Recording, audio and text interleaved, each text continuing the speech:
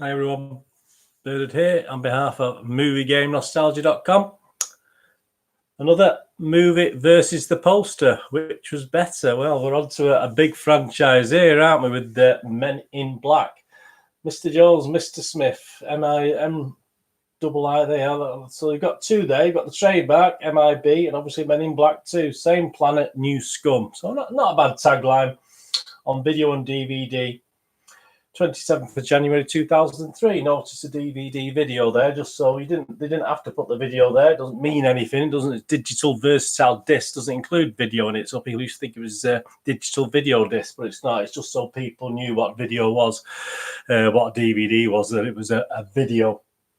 So that's pretty much when DVDs are starting to get more half and half. In my shop in Manchester, we probably had, obviously they used up a lot less space on the shelves for storage, which was great, but obviously they're beginning to take over the main racks for rental and retail, obviously at the time. Men in Black 2. Right, let's have a look a little bit about this battle. What's going to happen with this battle back in 2002, 2003, which 2002 was the cinema release, 2003 January, so it was released at the cinema late 2002, so obviously January on DVD and video in 2003. It's of course an American science fiction film directed by Barry Sonnenfeld, an hour and 28 minutes, which is not long, was it? An hour and 28. A sequel to Men in Black from 1997, so it was 5 years previously, which in turn is loosely based on the Marvel comic series The Men in Black by Lowell Cunningham. Stars Tommy Lee Jones, Will Smith, reprising their roles from the first film, with Lara Flynn Boyle, Johnny Knoxville, Rosario Dawson, Tony Shalhoub, and Rip Torn in supporting roles. It was also the final appearance of Torn in the series. He did make a brief uncredited appearance in Men in Black 3. He died on July the 9th, 2019, about a month after the brand new Men in Black International was released. Men in Black 2 was released worldwide on July the 3rd, 2002 by Columbia Pictures. Interestingly enough, the pug dog, which is a shame, isn't it? We don't get to see him on that poster, was the same dog that played Frank in Men in Black 1997, but he was 7 years old, so they actually used makeup to hide the grey fur around his nose. So obviously he was aged like the rest of us. I wish I had a bit of grey hair, but there you go. That's another story. Well, what's the story with this one? Well, K&J reunites to provide our best, last and only line of defence against a sinister seductress who levels the toughest challenge yet to MIB's untarnished mission statement, protecting her from the scum of the universe. It's been 4 years since the alien-seeking agents averted an intergalactic disaster of epic proportions, and now it's a race against the clock as Jay must convince Kay, who not only has absolutely no memory of this time spent with the Men in Black, but is also the only living person left with the expertise to save the galaxy, to reunite with the MIB before the Earth submits to ultimate destruction. Any good? It received mixed reviews from critics, yet it was a really big, again, commercial success, which was bound to be based on the first adaptation of it.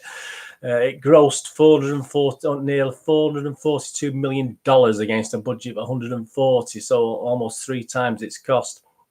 And of course was followed by Men in Black 3 in 2012. Plus, we obviously have a newer one as well. On Rotten Tomatoes, a critics website, the film had an approval rating of only 39% based on 198 reviews, with an average rating of 5.24 out of 10. And the critical consensus of the site read, lacking the freshness of the first movie. MIB2 recycles elements from its predecessor with mixed results. And on Metacritic, the Metascore rating, the film has a weighted average of only 4.9 out of 10, based on 37 critics' reviews, which range anywhere between 2.5 out of 10 and 7.5 out of 10. Internet Movie Database users, they were a bit kinder to it. It had an overall rating of 6.2 out of 10, which isn't a bad rating for a film. It's not up there with the great ratings, obviously, but anything over 7 is a very good film, so 6.2 isn't too bad. And you had comments such as a good sequel, 8 out of 10, nowhere near as good as the first, 6 out of 10, fun and entertaining, 10 out of 10, passes the time, 5 out of 10, lacking the freshness of the first movie, 3 out of 10, a decent sequel to the Men in Black franchise, 7 out of 10. MGN review, well, this did really well in the shop at the time, back in the day, back in 2003. I did enjoy this film at the time. I remember watching it, and a lot of people did. I didn't get much negativity feedback from the people renting it and buying it in the shop. It is an okay film, but yes, as someone said before, it is inferior to the original. But then again, when is that not normally? I can think of 2 or 3 perhaps where that isn't normally the case. Will Smith has his share of funny moments, and obviously Tommy Lee Jones is ever a great straight man. Unfortunately, he obviously comes into this quite late, doesn't it? Well, a bit later in the film, which ruins the start of the film for me a little bit. There are aliens everywhere, as you'd expect, and nice. It's always nice to see the different creations, isn't it? And some old favourites from the first one. It was nice to see. It was put together in the hope that box office numbers would be similar to the first, and it's not the first, and it won't be the last to do that. And yes, it did do quite well, as we can see. Not nearly as enjoyable as its predecessor, which is no surprise, but there's still enough to entertain. I mean, the main problem I had with it was the introduction of Tommy Lee Jones, which was obviously partway into the film, and I thought the start of the film was a bit weak. It was a bit tepid. But once Tommy Lee Jones joined the fray, it did pick up a little bit. I mean, on rewatch now, Men in Black, I'm going to give Men in Black 2 just a watchable rating, 6 out of 10. Compared to, I would certainly prefer it to Men in Black International, the brand new one, but hey, we get these new ones, don't we?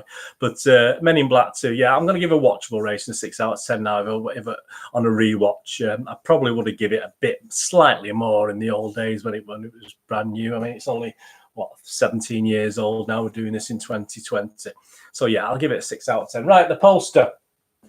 Look at that poster there. Let's try and get a bit nearer for you there.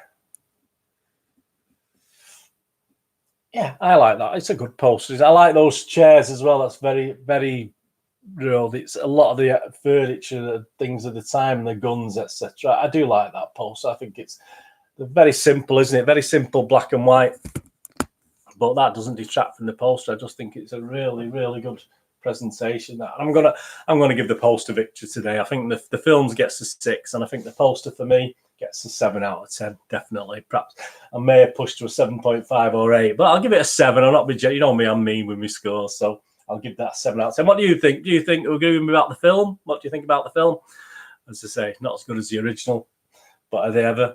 And the poster, I think, hopefully you agree with me at least on the poster, and give that a review anyway.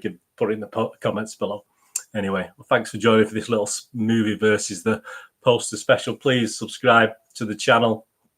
Push the bell notifications so you know these things are coming out. Thumbs ups are great. I'm getting the odd 1 or 2 more than I used to get with thumbs ups, but they're always nice, appreciated. It only takes a split second, doesn't it? And any comments and all movie information and everything's on my Twitter account. I post everything on there, so it's at nostalgia_movie, and I'm on Facebook at Bernard and Amy. Links to MovieGameNostalgia.com, where I sell the rarer DVDs, board games, and things like this, which are on there reasonably priced. And I've got copies of that available at the moment. So and all films from the 90s and 2000s. So have a look on there. There's hundreds and hundreds of them. So have a look around if you get a chance on MovieGameNostalgia.com. Anyway, thanks for joining me today. Hope you enjoyed that. And if you agree with me, let me know. Let me know what you think. Poster wins again. Yay. Like a good poster, don't we? Anyway, thanks for joining me. This is Bernard. Whatever you got to do with the rest of your day, have a great one. Look after yourself, look after your friends, and more importantly, look after your family. And hopefully I'll see you all and join you again for something else very soon. Thanks for watching. Bye-bye.